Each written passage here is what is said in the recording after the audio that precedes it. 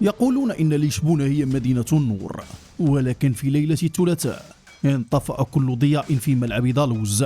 هل تخيلتم يوما أن مباراة في دوري الأبطال قد تتحول إلى ساحة محاكمة علنية في اللحظة التي ظن فيها الجميع أن رقصة فينيسيوس هي الخبر؟ كانت هناك كلمة تهمس خلف قميص مغطى كفيلة بإيقاف الزمن ل10 دقائق كاملة. اليوم لا نتحدث عن مجرد هدف ولا عن 3 نقاط، نحن نتحدث عن الليلة التي جلس فيها ملك السامبا على مقاعد البدلاء رافضا الاستمرار، واللحظة التي تحول فيها كيليان مبابي من زميل صامت إلى بركان ثائر يصرخ في وجه الظلم. اربطوا إذن الأحزمة، فنحن على وشك دخول جحيم لشبونة لنكشف ما لم تره كاميرات البث المباشر. دخل ريال مدريد المباراة وهو يطارد أشباح الماضي. قبل 3 أسابيع فقط سقط الميرينجي هنا برباعية تاريخية، وكان جمهور بنفيكا ينتظر تكرار المذبحة. جوزي مورينيو سبيشال وان أعد فخا تكتيكيا لا يرحم. دفاع متكتل يتحول في ثانية إلى ضغط عال يخنق الأنفاس. أما الفرنسي كيليان فقد كان يعيش شوطا أولا كابوسيا. أرلاند يرسل العرضية تلو الأخرى، ومبابي يضيع ما لا يضاع. كرة في العارضة وأخرى يتصدى لها تروبين بإعجاز. كان ريال مدريد يسيطر، ولكن بنفيكا كان يلدغ. كورتوا كان يطير في مرماه ليمنع كارثة مبكرة. كانت المباراة تسير نحو عقدة لا حل لها، حتى قرر القدر أن يبتسم للرجل الذي يكرهونه أكثر من أي شخص آخر. الدقيقة 50، الوقت الذي يتوقف فيه الكلام ويبدأ فيه السحر. استلم فينيسيوس الكرة في الرواق الأيسر محاصرا بغابة من السيقان.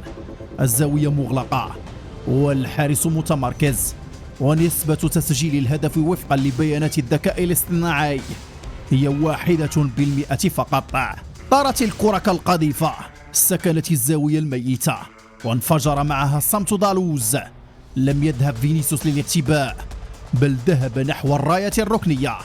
رقص رقصته المعتادة، ثم خلع قناعة الهدوء ورفع قميصه في وجه الجماهير الثائرة. لم يكن احتفالا عاديا، كان إعلانا للسيادة. لكن الحكم ليتيكسي كان له رأي آخر، فأشهر البطاقة الصفراء التي كانت بمثابة الوقود الذي أشعل النيران في المدرجات. وهنا سقطت كرة القدم في مستنقع القبح.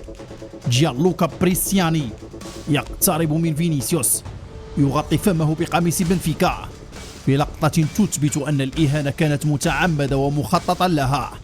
نطق بكلمة واحدة: قرد، كلمة جعلت فينيسيوس ينتفض كمن أصابته صعقة كهربائية.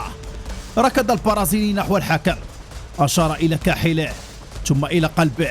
فعل بروتوكول العنصرية. توقف اللاعب، جلس فينيسيوس على مقاعد البدلاء رافضا العودة. فتخيلوا إذن المشهد: أغلى لاعب في العالم يجلس وحيدا بينما العالم ينتظر.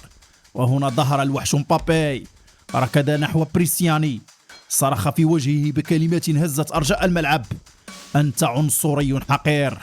لم تكن مشادة كروية، بل كانت معركة من أجل الكرامة. بعد 10 دقائق من الفوضى السؤنف، اللعب وسط وابل من القاذورات والإهانات. زجاجات تلقى وأقلام تبخير إلكترونية تستهدف جسد فينيسيوس، لكن الرد كان برازيليا بامتياز. فينيسيوس لم يتراجع، بل استمر في تعذيب دفاع بنفيكا. وفي الدقيقة 84 انفجر جوزي مورينيو غضبا مطالبا بطرد فينيسيوس، ولكن حكم اللقاء وجه الحمراء لصدر جوزي نفسه. خرج مورينيو للمدرجات، وبقي فينيسيوس في الميدان ليعلن انتصار السامبا. ومع صافرة النهاية لم يحقق ريال مدريد الفوز فحسب، بل حقق فينيسيوس رقما أسطوريا بتجاوزه لكاكا ليصبح ثاني أكثر برازيلي تسجيلا في تاريخ ذات الأذنين. رحلت لشبونة وبقيت الكلمات، وبقي فينيسيوس شامخا يرقص فوق جراح الكراهية ليثبت أن الذهب لا يصدأ أبدا حتى في جحيم لشبونة.